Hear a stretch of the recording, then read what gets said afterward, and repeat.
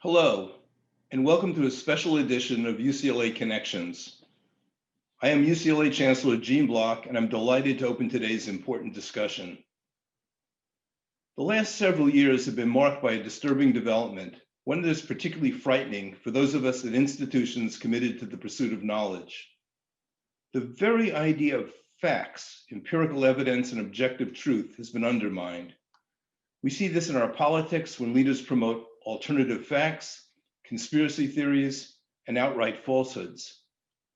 We see it in attacks on professionals like scientists, journalists, and civil servants who use facts to solve problems, save lives, and hold institutions accountable.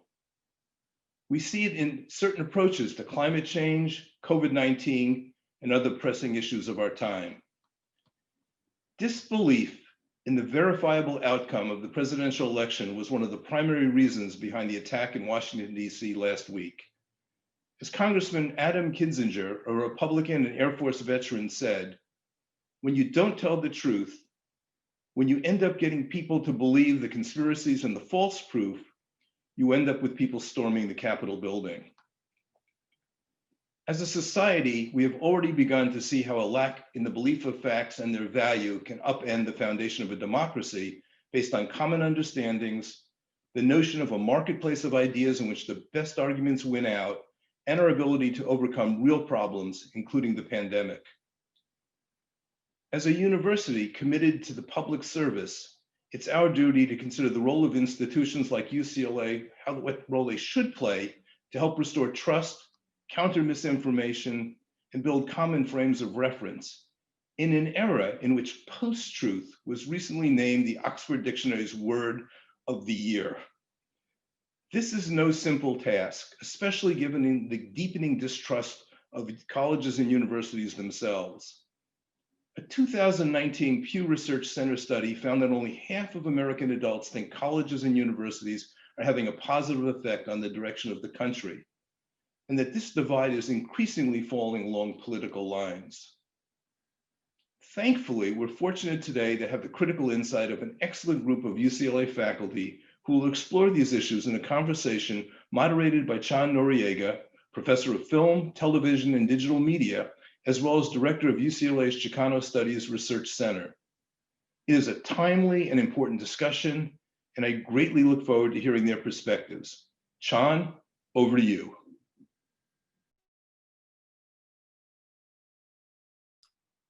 Thank you, Gene.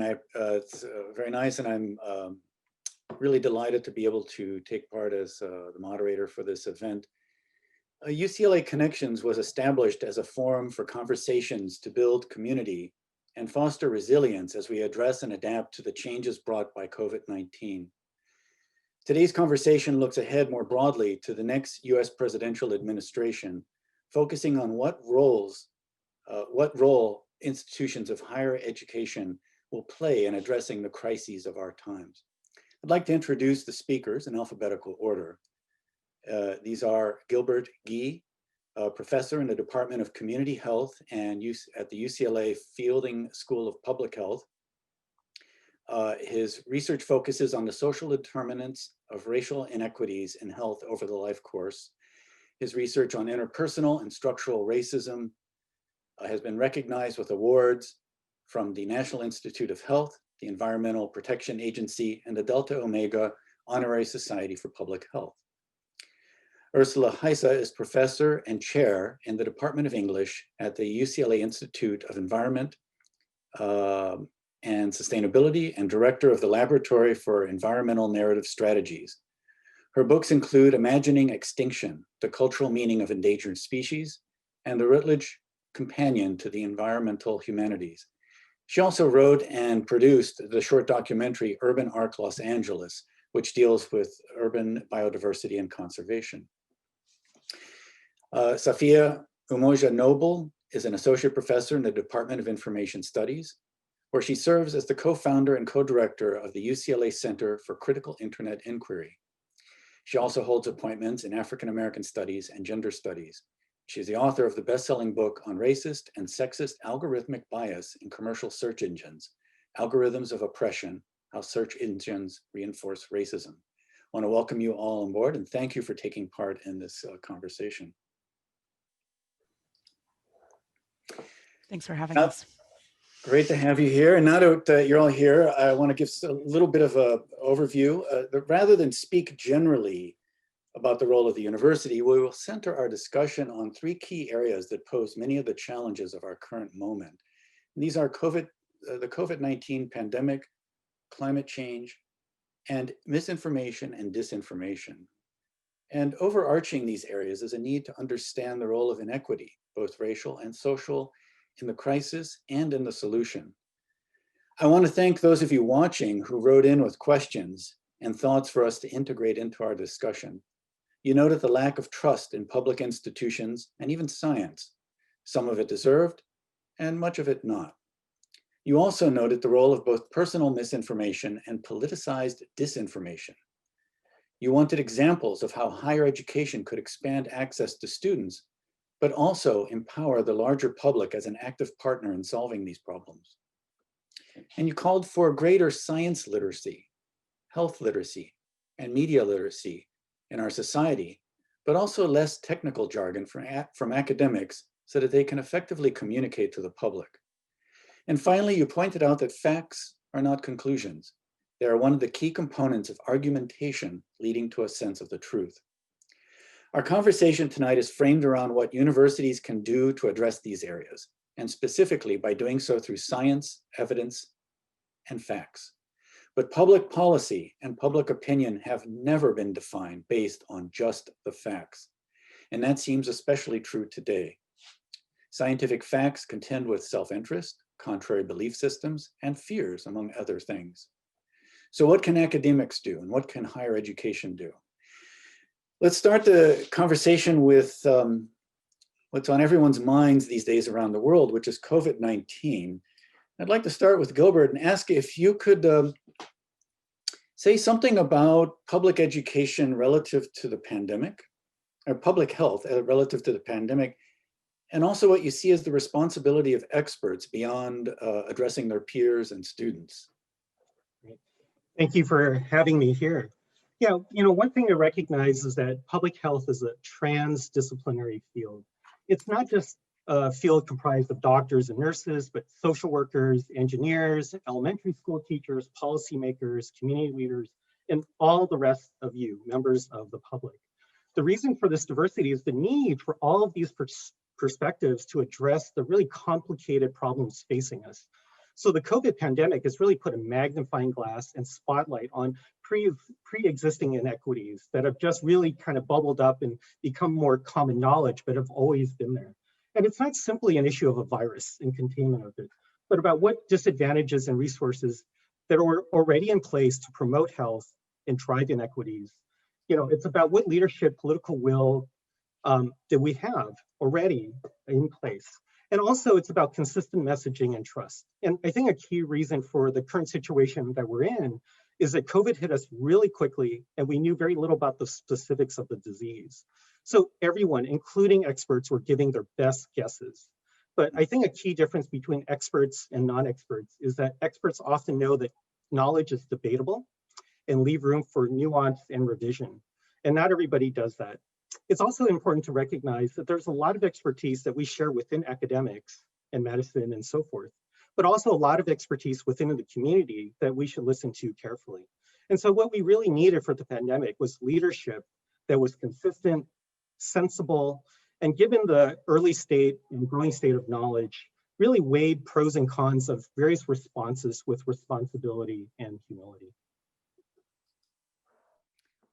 Thank you. I'd like to see if we can open that up and move more into a conversation. But one of the things that struck a lot of us, I think, is that when the pandemic first became kind of known, a lot of the attention was on the science side of it. How can we figure out how to break down this virus and build up a vaccine or immunity? But it very quickly became clear that there were a lot of social determinants in play in terms of how the pandemic was going to play out, that it wasn't going to really hit everybody equally. And a lot of the response really needed to be adjusted. I wonder if you could say a little bit about that and open it up to Ursula and Safiya as well to engage with this issue, which is not just about science. It's really about applying science within a very political and social environment where there's a lot of inequities. Yeah, so I think that phrase social determinants deserves a little explanation. You know, I think most of the time when people think about health, they think about, you know, going to see their doctor and exercise and eating vegetables and things like that. And those are important, but it's also, you know, the important foundations of public health are our education system, you know, our social systems, safety net systems, and things like that. And so when we talk about the social determinants, we're also talking about the economy, education, you know, politics, and everything else. And so we saw that kind of all bubble up with COVID. And so I think certainly we see all the inequities that are appearing in the newspaper because they reflect the structures that have maintained white supremacy over many years. And so the, you know, inequities we see in race relations, we're also seeing play out in health as well. Mm-hmm. Yeah, I would love to add to that. I mean, one of the things that we know I work in the field of information studies and information science, and one of the, which is for everyday people, I study, knowledge systems like libraries and the internet and other kinds of systems of information. And one of the things that's so important about, Gilbert, about what you're saying is that when people don't have the kinds of institutional supports that they need, they will in fact have to self-diagnose. They will have to use all kinds of other information resources. So it's, no wonder that, for example, the most searched terms in search engines are around health. And of course, there's a relationship between people using the internet as a place to, let's say, self-diagnose, to get health information, when they don't have access to affordable healthcare.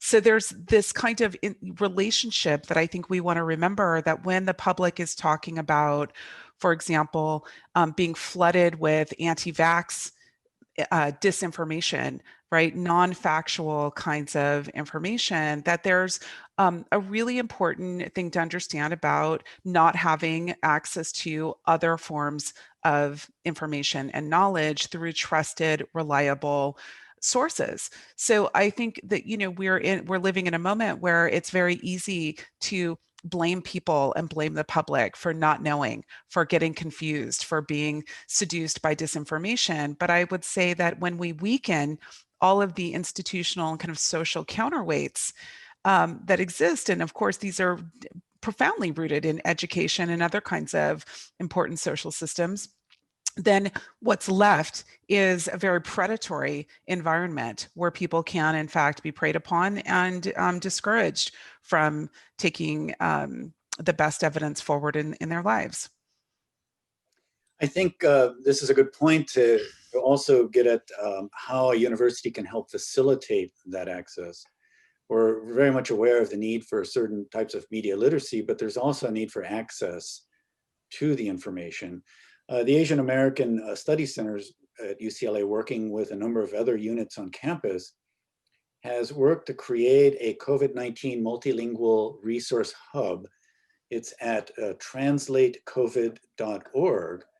And the goal there is to find available information and have it translated into Spanish, Hindi, Armenian, Vietnamese, Farsi, and Korean, so that a wider range of people will have access. As you say, you go online, how do you differentiate between what's legitimate and what's not? But it's even more fundamental. How do you get something in a language that you are, that is your first language? I think one thing that's been really fascinating to me over the last few months is also to see how science is actually not just a set of facts, it's a process. And I think that's the other crucial intervention that the university can make with our students, is to make clear that science is not just a purveyor of inalterable truths. I mean, one thing that's been really, really kind of cool to watch is how knowledge about the COVID-19 virus has evolved and is evolving now. I remember in the first few weeks, it was said that masks actually don't do any good with this virus, and I sort of believed that at the beginning. I thought, oh yeah, this is a really dangerous virus. What good is a little bit of cloth in front of my face going to do? And it changed, and it turns out that no, actually masks are super effective. And I think that's in miniature.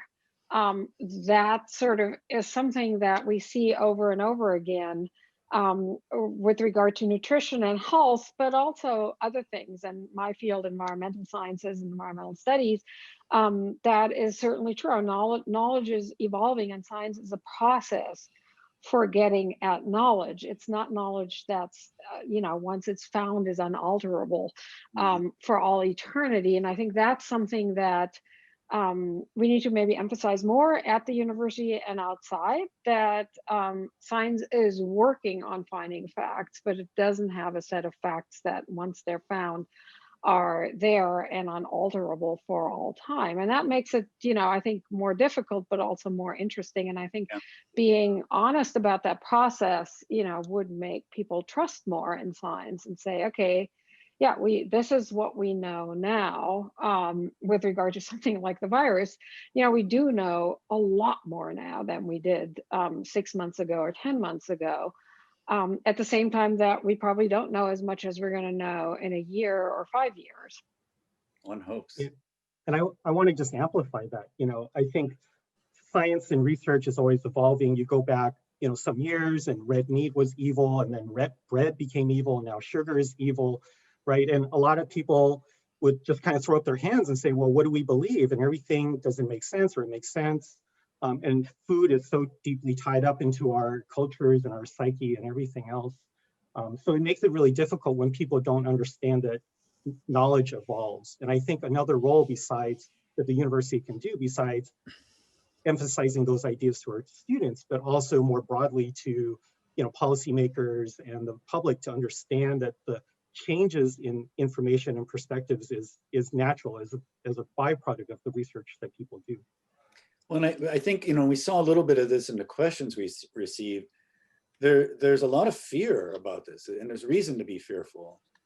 But there's also a lot of kind of really lack of information about what's actually happening. And the immediate response, I think, for most people is you want the answer. Tell me the answer.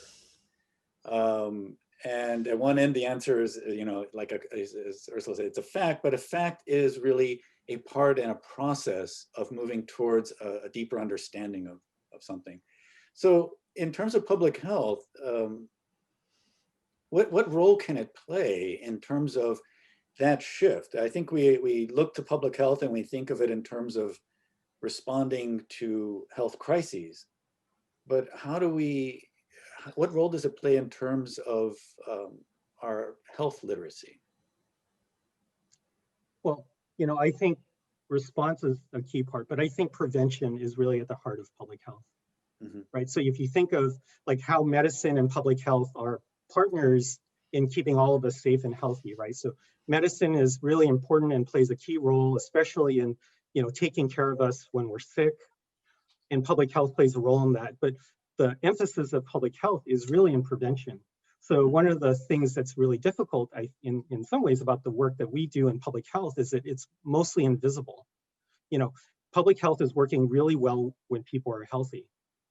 And that's why, things like vaccinations are important, because they just reduce they take a lot of the infectious diseases out of our visibility. So my generation, for example, doesn't really have to contend with polio, which was a key, health problem for generations preceding mine.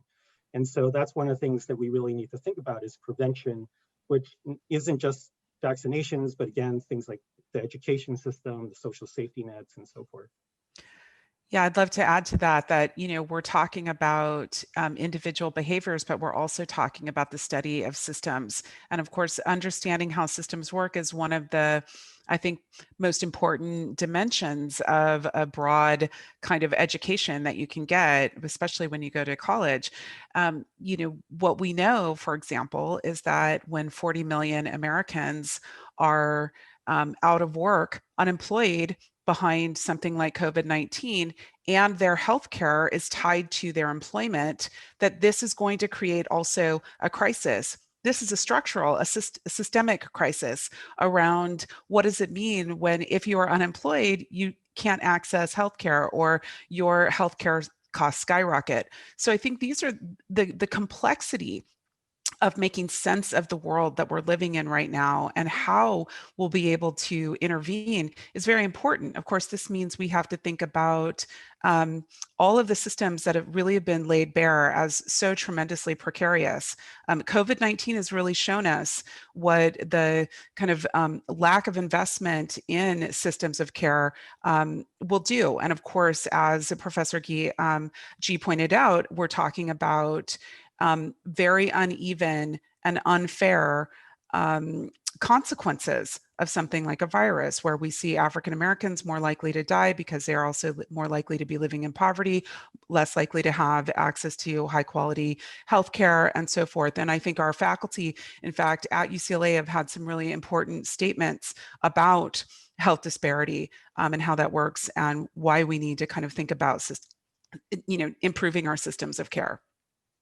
Well, and I think if we only look at health as an issue of addressing a disease, as it were, we're missing the fact that the frontline workers in medicine and the essential workers that are a critical part of that in terms of making sure that we have food to eat, making sure that we have things delivered to us remotely so we don't have to go out and be endangered, are being disproportionately impacted by this. And they also tend to be primarily Black and Latino in this country, and are being affected by COVID, both economically and in terms of getting COVID at a much higher rate than other population.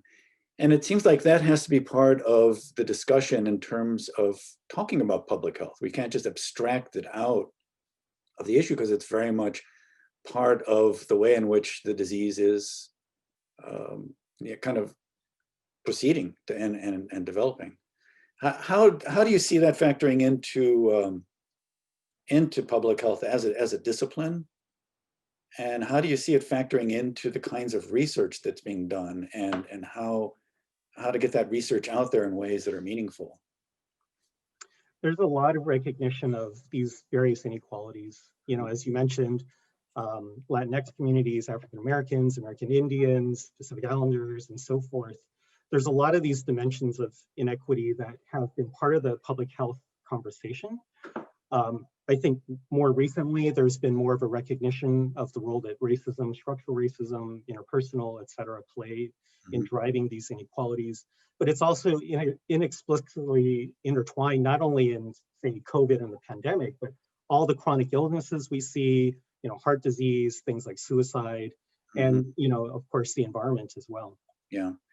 I'm going to, from that, pivot from the environment to discussing climate change. And Ursula has really been a pioneer in environmental humanities. And just start with the basic question: climate change is obviously a public health issue. It's an economic issue. It's a political issue. It affects everything. But in terms of the academy, Ursula, is climate change just a science issue? I think it's good to remember when we think about climate change, in that respect, I think it is a bit unlike the COVID-19 crisis, that it's become sort of a shorthand for all of the environmental crises that we're currently facing. And it's not just climate change. I mean, we have a number of different and quite distinct global environmental challenges. One of them is massive biodiversity loss. Another one is intense pollution and toxification of soil and air and water. And that's a major health issue, and in many areas of the world, actually a bigger health issue than climate change per se. We have different demographic challenges in different parts of the world. And we have a major waste problem, especially, but not only plastic waste. And so sometimes when you think about climate change, All of these other things are implied, but actually climate change is part of this larger set of really big issues, none of which are made better by climate change. A lot of them are aggravated by it, but some of them have quite different causes. And so it's of course legitimate to focus on climate change just because you can't always solve massive global problems if you pile them on top of each other. But it's still, when you think about the health of the planet and what the academy can do to help foster it, I think it's good to remind ourselves that this is not the only crisis and that it interacts with these other ones. And some of these other problems are a little more visible and easier to tackle. So in some Asian countries, for example, climate activists actually don't talk about climate change per se so much, but they tackle urban air pollution, which is very visible, impacts health massively in places like Jakarta or New Delhi or Beijing, and where people are really, have a clear and present incentive to react to it. And then if you can work to reduce urban air pollution, that of course also helps to reduce the greenhouse gas emissions that cause climate change. So in different places, different strategies work, and universities in different parts of the world, I think, see themselves as intervening in somewhat different ways. As far as climate change here in the US is concerned, I think one thing to keep in mind is that there's sort of two ways in which contestation around the facts of climate change has manifested itself. So one is a sort of very concrete sort of just denial that climate change is happening, or that when people admit that it's happening, sometimes denial that it's caused by human activities, or sometimes when both of those are admitted, people will still say, oh, but we don't know what the consequences are going to be, and some of the consequences might be good, right? So those are kinds of denialism of sort of scientific insights into climate change that are typical of places like Australia, Canada, and the United States, which not accidentally are also, they're all places that have massive extractive industries and fossil fuel industries. So there is a sort of collective interest, and in these three countries, the fossil fuel industry has massively contributed to active, disinformation about climate change. So, so I think with that kind of contestation of scientific facts, I think one thing that we at the university, but also as activists outside of the university, can contribute to is to ask, okay, is it really the scientific facts that are at stake here? And you could argue that for a lot of the people who are in these countries who are denying climate change, when you look more closely, of course, it's not really the facts of climate change that are being denied. I mean, a lot of the major oil companies, as we know from their internal memos, knew perfectly and for a long time that climate change was real, but they had an active economic interest in denying it publicly. Yeah. And at the same time, when you see sort of coal miners in West Virginia, being very hostile when Hillary Clinton says we have to close down the coal mining industry. Well, it's understandable. It's their livelihood. And then for companies, it's their profits that go down the drain if they admit these facts. So I think even there, when it is actively a case of denying scientific facts, the actual issue is a somewhat different one, namely livelihoods and profits. But then I think it's also useful to distinguish that from, I think, another kind of denial that's also taking place, and that's more typical of Western and Northern Europe, where, the contingent of people and of institutions that are denying the basic scientific facts is much smaller. I mean, there isn't that much debate in my home country of Germany, for example, about climate change actually happening or humans being responsible for it. But that doesn't mean that Germany has been particularly successful at reducing its greenhouse gas emissions. So there's a whole other thing at stake there, which is that it's not so much denial of the facts as a kind of more political and behavioral denial. That is, yes, we admit that we know that climate change is real and that it can have disastrous consequences. At the same time, nothing happens, or not enough happens to really make a change. And so that's a somewhat different problem. And I think when we ask sort of, well, why doesn't change take place in those countries? There's a couple of different answers. I mean, one is economic interest, that it's just you know, a fact that in some cases changing things fundamentally would make people and institutions less affluent. Another is electoral politics, that politicians think, and often rightly, that if they ask people to do difficult things, let alone expensive things, they're not going to get reelected. Or, you know, another one is lack of alternatives. I mean, there may be a will to, you know, open up alternative transportation, but for a lot of people, you know, and LA is a good example of that, of course, is that you're just too far from your place of work, and public transportation is just too slow and too inefficient for you to use it on a daily basis. So, you know, that's the problem of systems that both Gil and Safiya alluded to earlier, where individuals may well be willing to change, but the systems make it really, really difficult or impossible to them. Or, you know, and this is something that Gil already, I think, talked about a little bit when he alluded to food. It may be that, you know, people, and in some cases institutions also, are not that willing to change their way of life. I mean, you may know that meat eating and meat farming and dairy farming contribute significantly to climate change, but it's part of your way of life, maybe your cultural traditions, to eat meat on a daily basis. So that's tough to change. And the scientific facts, once again, are part of what's at the root of the contestation, but there's also a lot of other issues that come in. And so the field that I've worked in for the last 20 years, environmental humanities, has really stressed that and has said that climate change and a lot of these other environmental issues at their root are really not scientific and technological problems. I mean, obviously science has a crucial contribution to make and alerts us to a lot of these issues. But then these problems are really at their root cultural and social. So who benefits and who suffers from the use of fossil fuels, and what would some notion of environmental justice and climate justice mean? What historical memories and what cultural perceptions go into eating meat or driving cars with combustion engines or having large families, right? I mean, these are all questions that are at bottom not scientific. They're questions about values, about ideas of justice.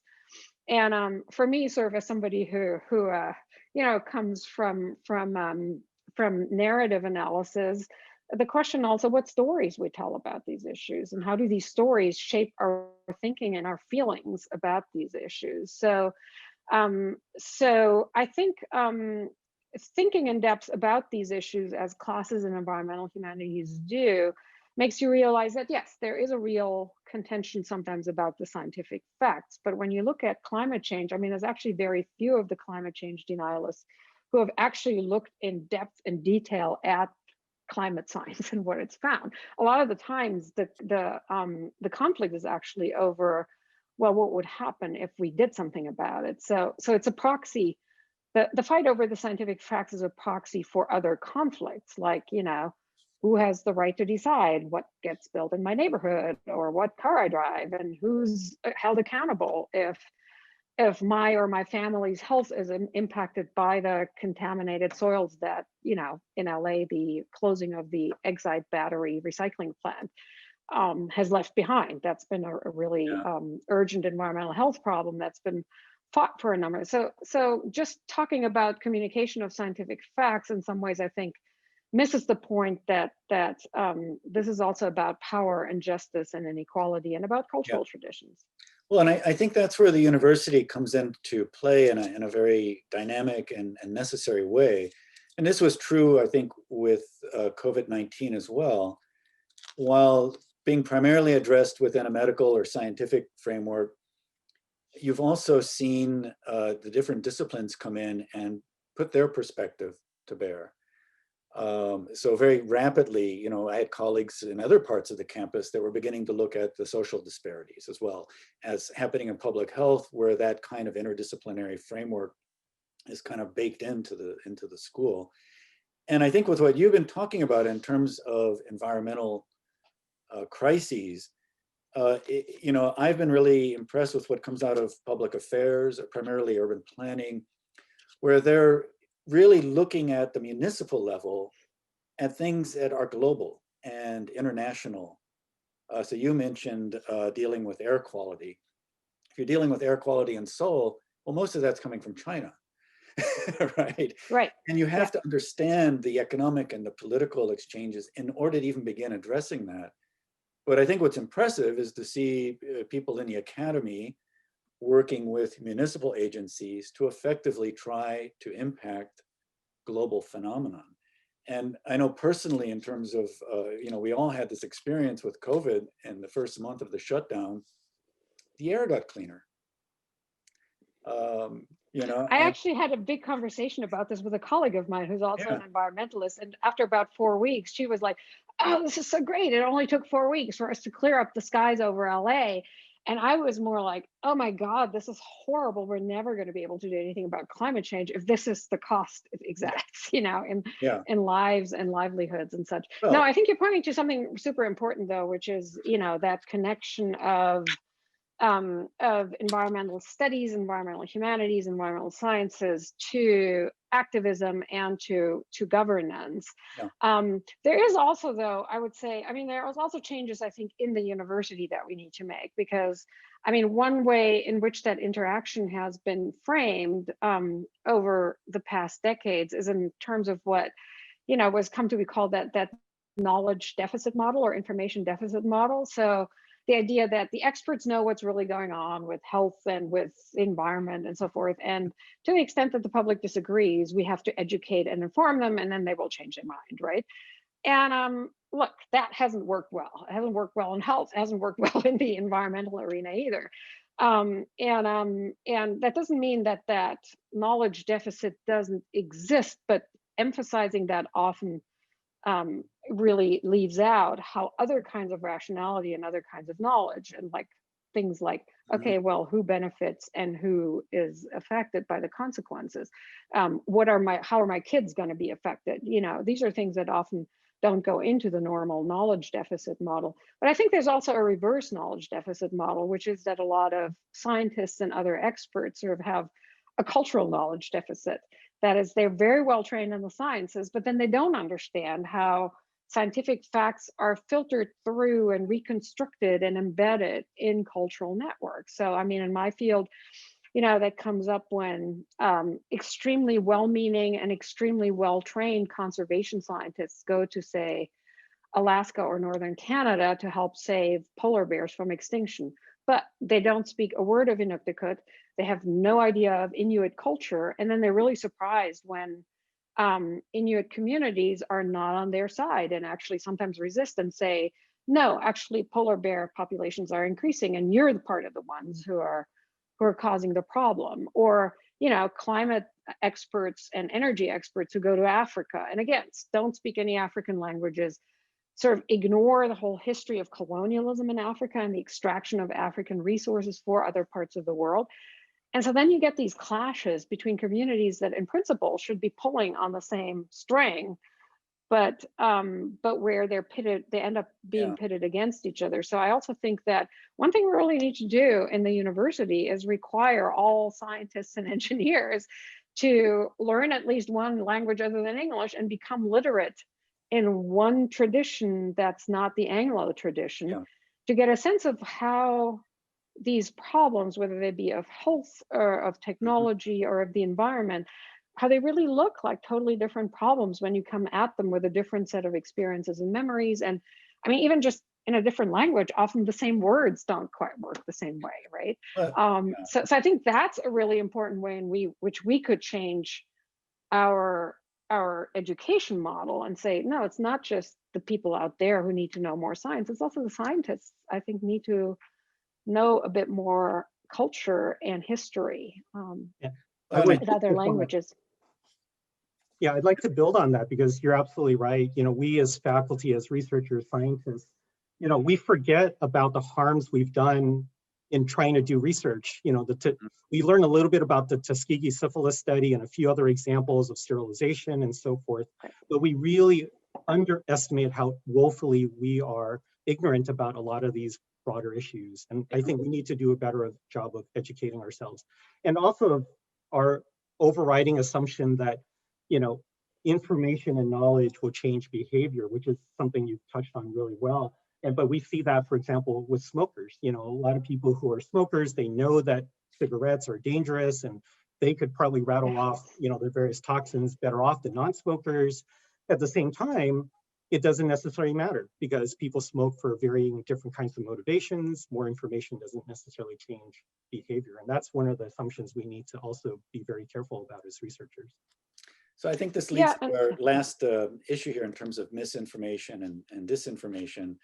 But it's really clear the ways in which things are interconnected and the response to it in terms of doing more mixed methods or interdisciplinary work, but also how it complicates all efforts to really make an impact.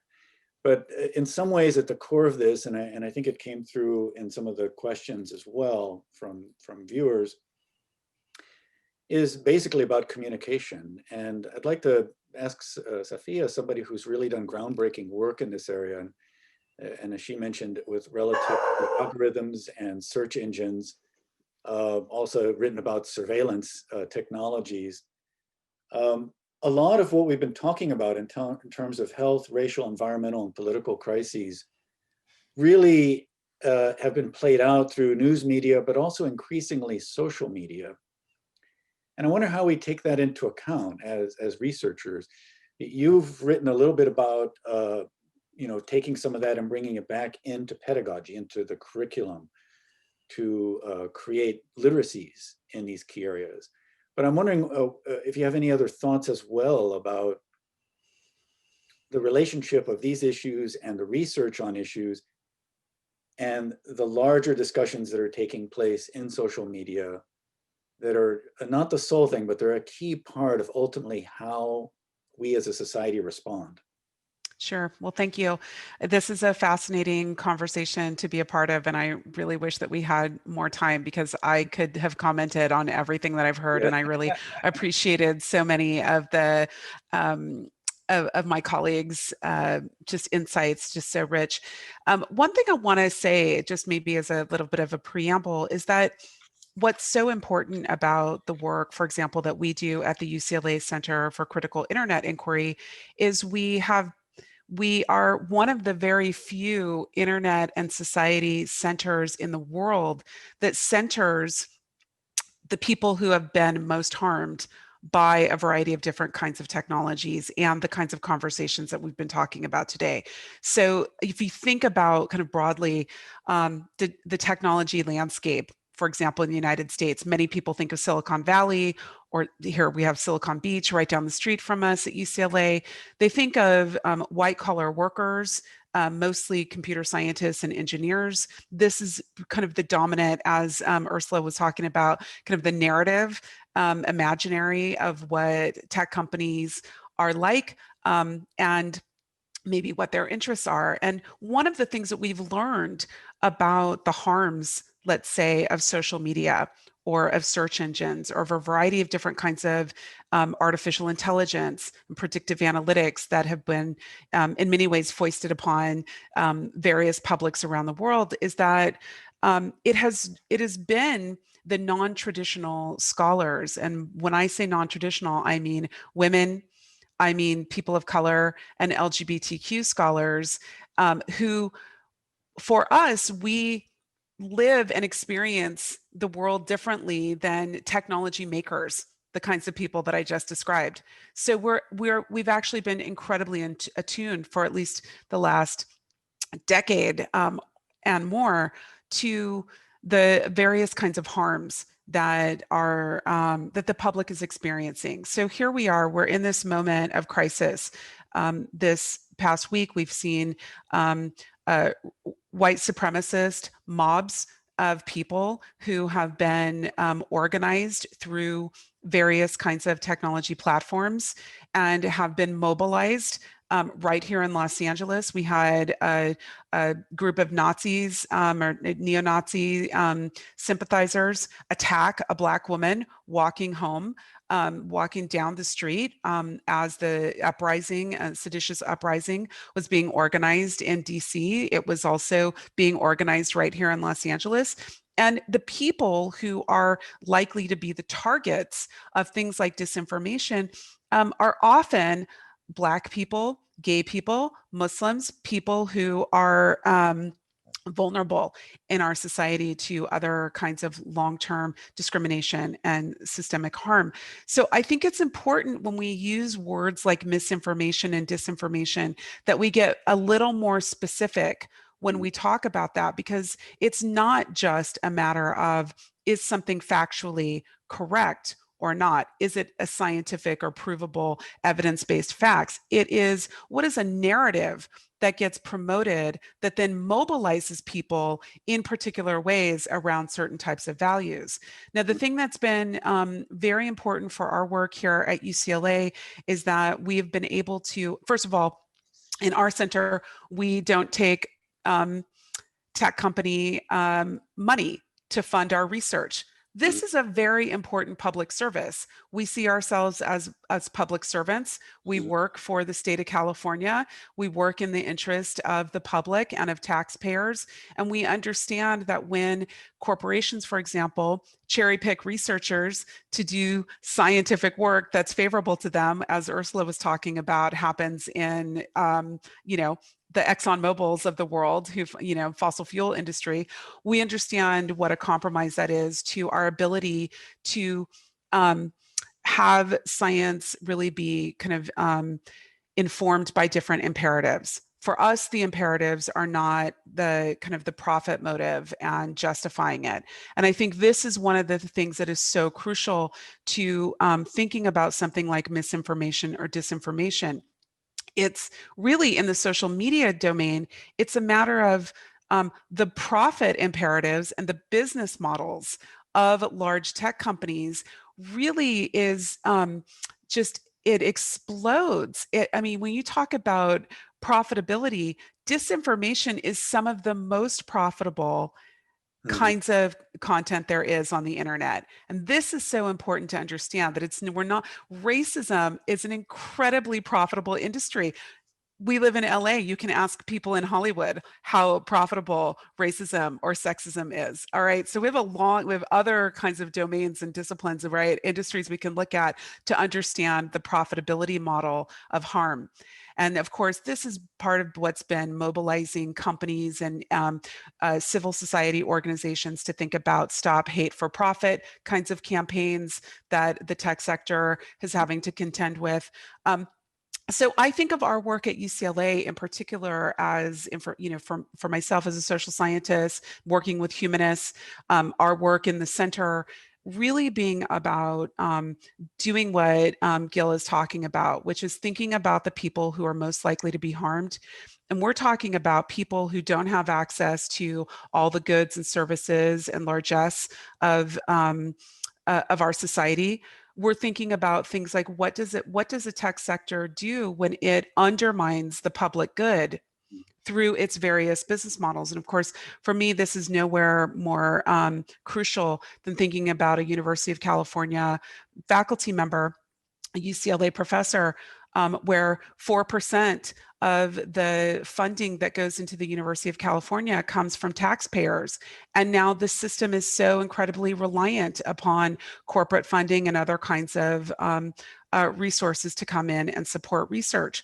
So when you think about, and of course, tuition increases, which only exacerbates the kind of equalities that Gil was talking about, right? Who has access to the university and who doesn't?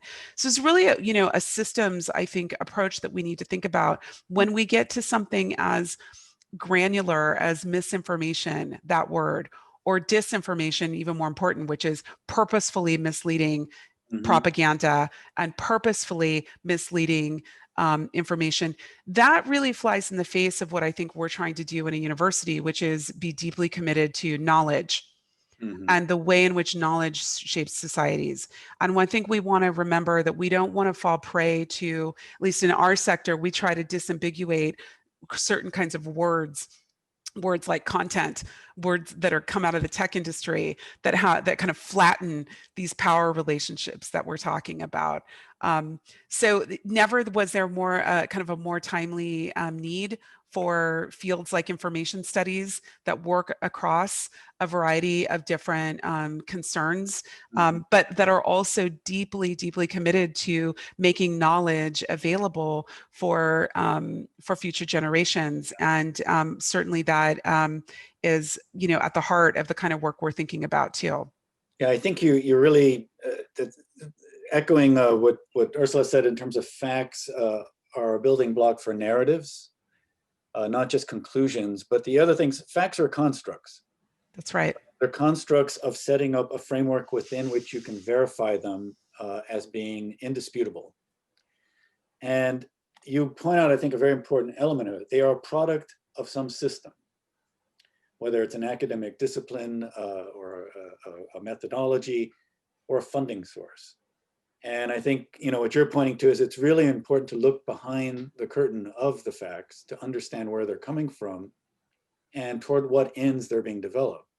And it's not to say they're all insidious or questionable, but it's just part of the process of really having a kind of a literacy to make sense of them and to know what you can do with them. And I'm left, I know we only have a few minutes, but I've really been intrigued this week. This is you know, really been kind of an astounding week in terms of the US as a democracy on the edge, as it were. And to suddenly see the cavalry come in, you know, this is the fantasy of redemption, and it's Twitter and it's Amazon Web Services and it's Facebook. And to effectively shut down the president's Twitter account, to take Parler offline, and to realize, one, that the power to control the flow of information is so concentrated. That's right. That can happen, but it didn't happen earlier. So I wonder if you have some closing thoughts, maybe everyone. We've got about 5 minutes. Yeah. Well, let me just say that I think the biggest threat to democracy from the domain of expertise that I'm in is the tech sector and its kind of lawlessness. I mean, its lack of accountability to the public is profound. You want to think about, I wrote an important book in looking at the ways in which, for example, Google really controls and manipulates the information landscape to the detriment and to the harm of democracy and to vulnerable people. One of the reasons why I did that is because I try to remind my students and people that I interact with that, listen, there's a more complex way of coming to understand the world we live in than simply tapping on a piece of glass and looking for a fact. And of course, the rank order and the influence, incredible influence of money in determining what we find and what's available. These companies have an outsized influence over kind of the knowledge and information landscape. And one of the things I tell policymakers all the time is, listen, it's important, of course, you must regulate the tech sector in terms of their outsized power in our democracy. But more importantly, you cannot simultaneously defund every public democratic institutional counterweight to that sector. So if you defund universities, you defund K through 12, you defund libraries and public media, what are the democratic institutional counterweights? Certainly the university is not a perfect place, but I think that the public should trust in people who've given their lives to caring about the public and knowledge and education more than they should trust advertising companies who are printing trillions of dollars off of some of the most egregious, atrocious kinds of information they can get their hands on. And we have the evidence to support that. Mm-hmm. I think that's a really important context for what we've been talking about. We've been, and this came up in a lot of the questions, a need for different kinds of literacy, to be able to look behind the facts and understand where they come from and how you can make use of them rather than just taking them at face value.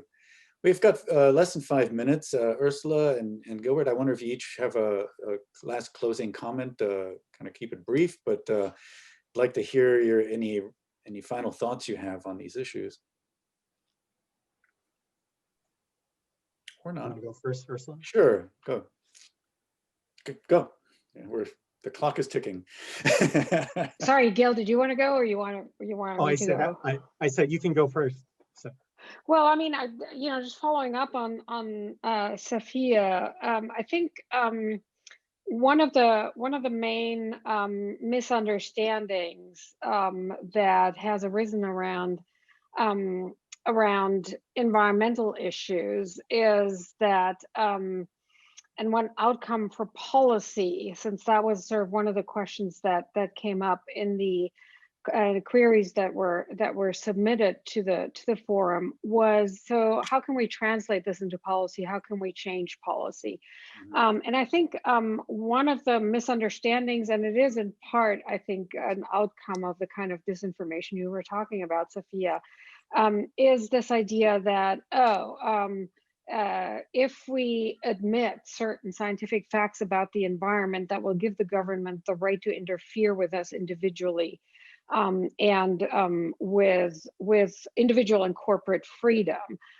So that's what underlies, I think, a lot of the talk about socialism and how bad it is, right?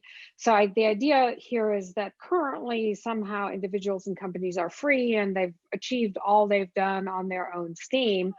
But then when you look at this, and from an environmental lens, certainly, it turns out that that's really not true. A lot of environmental harmful industries like coal mining or sugar companies or meat and dairy farming actually couldn't have developed and survived without pretty massive government subsidies. So the truth is that we've always had government direct and orient and support certain kinds of economic activity and disallow certain other kinds of activities and behavior.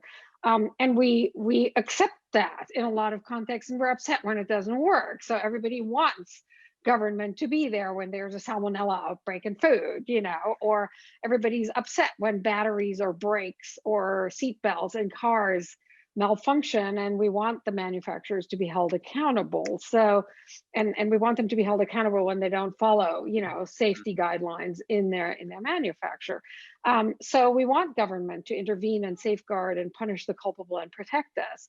And of course, everybody blames China now for not controlling their wet markets, their live animal markets better, which led to the original infections in Wuhan that caused the COVID-19 outbreak. So I think one of the first practical things we can do, and in terms of managing information and disinformation, is to say, in terms of climate change policies and how we could translate that knowledge, would be, well, let's stop subsidizing the activities and the policies that are harmful. Then we can talk about, whom we want to support, and whose freedoms we might want to restrain or not, or whose freedoms we actually want to increase.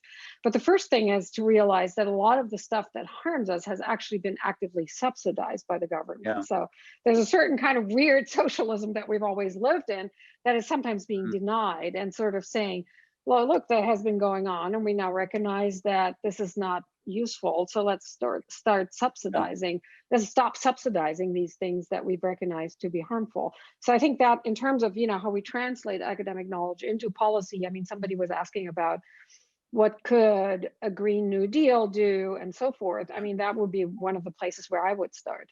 Great. So Gilbert, we're down to 1 minute, so I'll split it with you. Want you any closing remarks? Yeah, sure. So I guess I'd say that policies that promote human rights and democratic inquiry not only foster a just and civil society, but a healthy one too.